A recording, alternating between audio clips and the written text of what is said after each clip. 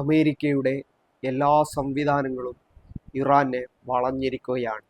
Persian കടലിടുക്കിൽ അവരുടെ അത്യാധുനിക വിമാനങ്ങൾ, ഇറാഖിലെ മറ്റു ജോർദാനിലെയും മറ്റു മിഡിൽ ഈസ്റ്റ് രാജ്യങ്ങളിലെ അമേരിക്കൻ സൈനിക താവളങ്ങളിൽ അത്യാധുനിക യുദ്ധവിമാനങ്ങൾ, അവരുടെ മറ്റു പീരങ്കി യുദ്ധമുഖ സംവിധാനങ്ങളൊക്കെ തയ്യാറായിരിക്കുകയാണ്. ഏത് നിമിഷവും ഇറാനെ ആക്രമിക്കാൻ, ഇറാനെ വളഞ്ഞുകൊണ്ട് എല്ലാ രീതിയിലുള്ള സംവിധാനങ്ങൾ ഉപയോഗപ്പെടുത്തിക്കൊണ്ട് ലോകത്തിലെ ഒരു ശക്തിയും ചോദിക്കാൻ തയ്യാറില്ല എന്നുള്ള രീതിയിലുള്ള സാഹചര്യങ്ങളിലേക്ക് കാര്യങ്ങൾ എത്തപ്പെട്ടിരിക്കുന്നു. പക്ഷേ മറ്റൊരു ഭാഗത്ത് ഇറാനിയൻ പരമോന്നത നേതാവ് അലി ഖംനഈ കഴിഞ്ഞ ദിവസം ടെഹ്റാനിലെ ഹുസൈനിയിൽ വെച്ച് ജനങ്ങളെ അഭിസംബോധന ചെയ്തു. പ്രധാനപ്പെട്ട രാഷ്ട്രതലവന്മാരെ താൻ മരണപ്പെട്ടാൽ, തനി രക്തസാക്ഷിത്വം വരിച്ചാൽ അടുത്ത പിൻഗാമി ആരായിരിക്കണം, ഓരോ സൈനിക മേഖലയിലും ആരെ അടുത്തതായി തിരഞ്ഞെടുക്കണം, അഥവാ ഇറാനിലെ വിവിധ സൈനിക ഗ്രൂപ്പുകളിൽ IRGCയിൽ ബാസിജ് ഗ്രൂപ്പ്, മറ്റു വിവിധ സൈനിക സംവിധാനങ്ങളിൽ ഓരോയിടത്തും പ്രത്യേക കമാൻഡർമാരും ജനറൽമാരുമുണ്ട്. അവരൊക്കെ രക്തസാക്ഷിത്വം വരിച്ചാൽ പകരെ ആരെ നിയമിക്കണം, ആര് ഉത്തരവാദിത്വം ഏറ്റെടുക്കണം എന്നുള്ള നിർദ്ദേശമാണ് അദ്ദേഹം നൽകിയത്. ഇവിടെ ശ്രദ്ധിക്കേണ്ട ഒരു കാര്യം, വനിതകളുടെ ബാസിജ് ഗ്രൂപ്പിലെ അംഗങ്ങളും ഈ യോഗത്തിൽ പങ്കെടുത്തു എന്നതാണ്. ബാസിജ് എന്നുള്ളത് ഇറാനിയൻ സൈന്യത്തിൻ്റെ സമാന്തര വിഭാഗമാണ്, അഥവാ അവിടുത്തെ സിവിലിയൻസിനെ പൂർണ്ണമായിട്ടും ഉൾക്കൊള്ളിച്ചുകൊണ്ടുള്ള ഒരു സമാന്തര സൈനിക സംഘമാണ്. ഇതിലെ വനിതാ വിഭാഗത്തെ കൂടി ഈ യോഗത്തിൽ അലി ഖംനഈ പങ്കെടുപ്പിച്ചിട്ടുണ്ട്. അവരും കൃത്യമായിട്ടുള്ള മാർഗനിർദ്ദേശങ്ങൾ അദ്ദേഹം നൽകിയിരിക്കുന്നു.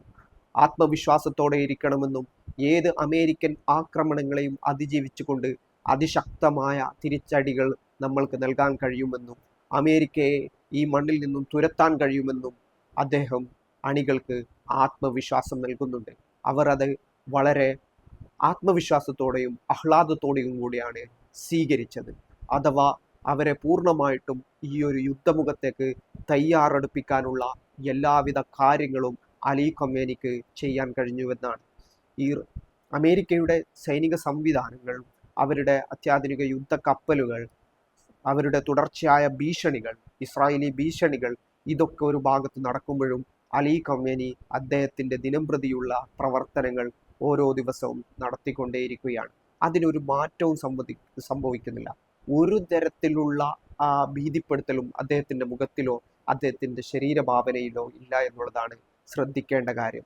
അമേരിക്ക തന്നെ പറയുന്നത് തങ്ങൾക്ക് കൈകളിൽ ഒതുങ്ങാത്ത, തങ്ങൾക്ക് കൈയൊതുക്കാൻ കഴിയാത്ത ഒരു നേതൃത്വമാണ് അലി ഖംനഈ എന്നതാണ്.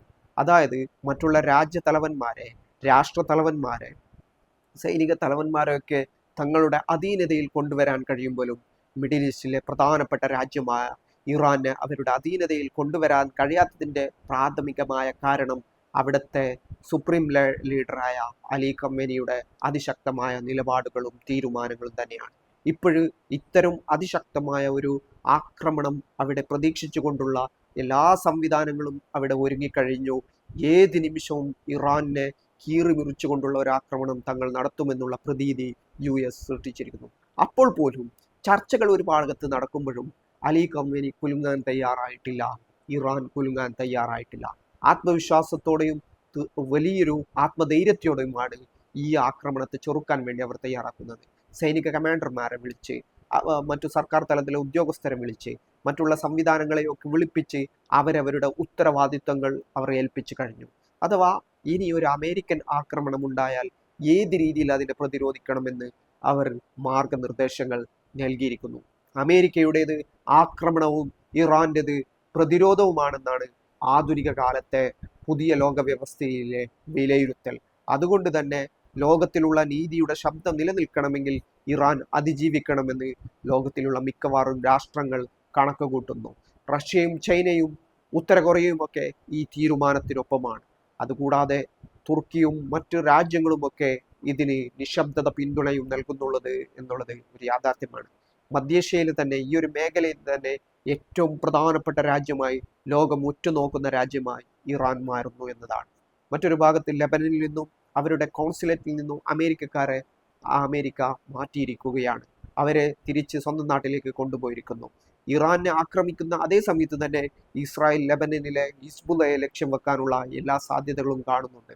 അങ്ങനെ ഒരു ലക്ഷ്യം വെക്കലും പ്രശ്നങ്ങളും ഉണ്ടായാൽ തങ്ങളുടെ പൗരന്മാർക്ക് പ്രശ്നം സംഭവിക്കാതിരിക്കാൻ വേണ്ടിയാണ് ലെബനനിൽ നിന്നും ഇത്തരം പിന്മാറ്റം അമേരിക്ക ഉദ്ദേശിക്കുന്നത്.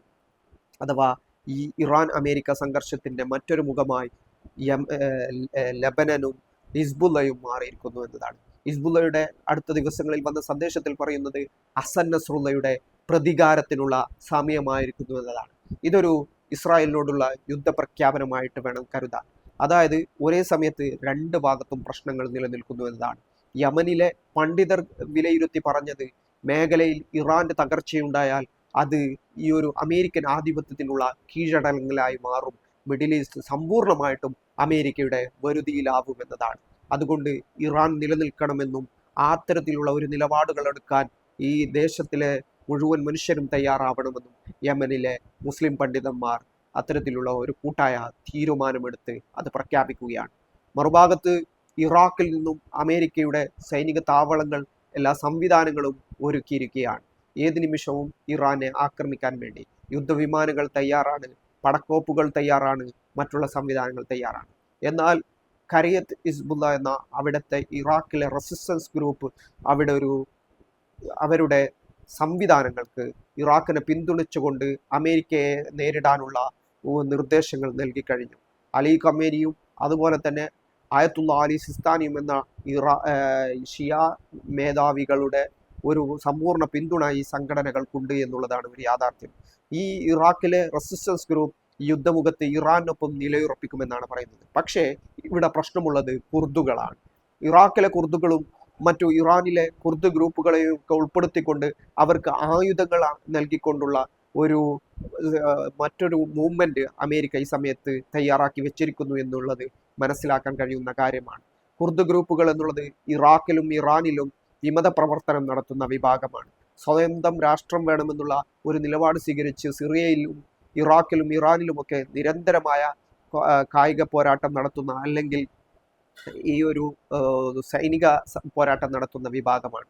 തുർക്കിയിലും ഈ വിഷയമുണ്ട്. പക്ഷേ കുർദുകളോട് ഖരിയത്ത് ഹിസ്ബുള്ള ഒരു നിലപാട് പറഞ്ഞിരിക്കുന്നു. അതായത് റെസിസ്റ്റൻസ് ഗ്രൂപ്പ് ഒരു നിലപാട് പറഞ്ഞിരിക്കുന്നു. അവർ പറയുന്നത് കാര്യങ്ങൾ മനസ്സിലാക്കി വേണം പ്രവർത്തിക്കാൻ എന്നതാണ്. ഒരു കൃത്യമായ നിർദ്ദേശമാണ്, താക്കീതാണത്.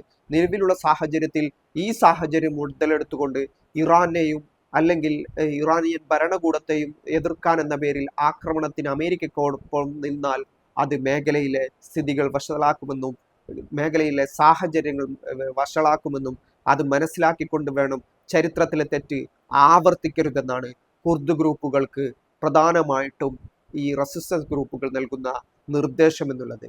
അത്തരത്തിലുള്ള ഏതെങ്കിലും പ്രവർത്തനങ്ങളോ വിഭാഗീയതയോ ഈ സമയത്ത് ഉണ്ടാക്കാൻ പാടില്ല എന്നാണ്. എന്നാൽ അമേരിക്ക ഈ കുർദ് ഗ്രൂപ്പുകളെയും മറ്റു വിമത ഗ്രൂപ്പുകളെയൊക്കെ ഉൾപ്പെടുത്തിക്കൊണ്ടുള്ള ഒരു സമാന്തര ആക്രമണവും ഈ സമയത്ത് ഉദ്ദേശിക്കുന്നുണ്ട്.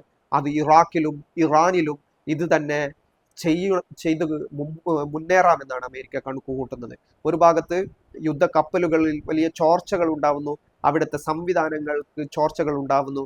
അത് കേടുപാടുകൾ വീണ്ടും പണിയെടുപ്പിച്ചുകൊണ്ട് മുമ്പോട്ട് പോകണമെങ്കിൽ അവിടെ അതിനുള്ള സംവിധാനങ്ങൾ നിലവിൽ അമേരിക്കയെ സംബന്ധിച്ചിടത്തോളം ഇല്ല. പിന്നീട് വലിയൊരു ആയുധ സംവിധാനങ്ങളാണുള്ളത്. വളരെ വിലപിടിപ്പുള്ള ആയുധങ്ങളാണ് അമേരിക്ക യുദ്ധമുഖത്ത് ഉപയോഗിക്കാറ്. ഇതിന് പകരം റീഫിൽ ചെയ്യാൻ പുതിയ ആയുധങ്ങൾ എത്തുകയും ആയുധങ്ങൾ റീഫിൽ ചെയ്യുകയും വേണം. സമാന്തരമായി ഒരു സൈനികമായ കരയാക്രമണവും സാധ്യമാക്കണം. ഇതിനെയൊക്കെ ഈ കുർദ് ഗ്രൂപ്പുകളെ ഉപയോഗപ്പെടുത്തിക്കൊണ്ട് അവിടുത്തെ വിമത വിഭാഗങ്ങളെ ഉപയോഗപ്പെടുത്തിക്കൊണ്ട് ഇറാഖിലും ഇറാനിലും ഈ അതിർത്തി പ്രദേശങ്ങളിൽ ഇത് ചെയ്യാമെന്നാണ് അവർ കണക്കുകൂട്ടുന്നത്.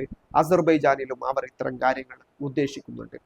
ഇതാണ് നിലവിലുള്ള അവസ്ഥ. പക്ഷേ ഇറാനെ സംബന്ധിച്ചിടത്തോളം അവരുടെ പരമോന്നത നേതാവ് അവിടുത്തെ മുഴുവൻ സംവിധാനങ്ങൾക്കും ഒരു നിർദ്ദേശങ്ങളും ഈ കമാൻഡിങ്ങും നൽകി കഴിഞ്ഞു. അഥവാ പരമോന്നത നേതാവിന് കീഴിലാണ് ഈ യുദ്ധത്തെ ഇറാൻ നേരിടുക എന്ന് വ്യക്തമാക്കുന്നതാണ് ഈ നിലവിൽ ഇറാനിൽ നിന്നും ലഭിക്കുന്ന വിവരങ്ങൾ എന്നുള്ളത്. അവരെ വിളിച്ചുകൂട്ടുന്നു, ഓരോ സൈനിക വിഭാഗത്തിനും നിർദ്ദേശങ്ങൾ നൽകുന്നു. മേഖലയിലെ പ്രധാനപ്പെട്ട ശക്തിയായി ഇറാൻ മാറുന്നു. അവരുടെ സൈനിക സംവിധാനങ്ങൾ എന്നുള്ളത്, അവരുടെ മിസൈൽ സംവിധാനങ്ങൾ എന്നുള്ളത്, അത് ഈ മേഖലയിലെ ഏറ്റവും പ്രധാനപ്പെട്ട രാജ്യമായി തന്നെ ഇറാൻ നിലവിൽ മാറിയിട്ടുണ്ട്. ഇത്രയും ദിവസം അമേരിക്കൻ ഭീഷണികൾ തന്നെ തുടരുകയാണ്. അമേരിക്ക സംവിധാനങ്ങൾ ഒരുക്കുന്നു, പുതിയ യുദ്ധക്കപ്പലുകൾ വരുന്നു, യുദ്ധവിമാനങ്ങൾ വരുന്നു. മേഖലയിൽ ഒന്നാകെ ഇറാൻ വളഞ്ഞുകൊണ്ട് ഇത് പ്രവർത്തിച്ചു കൊണ്ടിരിക്കുന്നു. പക്ഷേ അപ്പോഴും ഇറാൻ കുലുങ്ങാൻ തയ്യാറല്ല. പരമോന്നത നേതാവായ അലി ഖമേനി ഒരു നിലക്കും വിട്ടുവീഴ്ചകൾക്ക് തയ്യാറല്ല. അമേരിക്കക്കെതിരായുള്ള യുദ്ധത്തിൽ അമേരിക്കയെ തകർക്കുമെന്നുള്ള ഉറച്ച പ്രഖ്യാപനമാണ് അദ്ദേഹം പറയുന്നത്.